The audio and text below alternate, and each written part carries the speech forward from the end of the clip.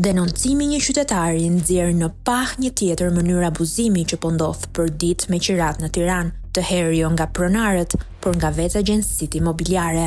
Qytetari tregon se kishte parë një apartament të shpallur për qira nga 3 agjenci të ndryshme, por me çmime të ndryshme për të njëjtën shtëpi, nga 450 euro deri në 700 euro.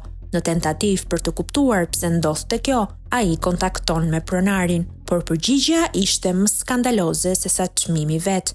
Fjalët e pronarit sipas qytetarit ishin këto: "Agjenti më tha, e jap unë shtëpinë tënde më shtrenjtë se që kërkon ti dhe na del për hajër të dyve. Ti merr më shumë lek, unë më shumë komision."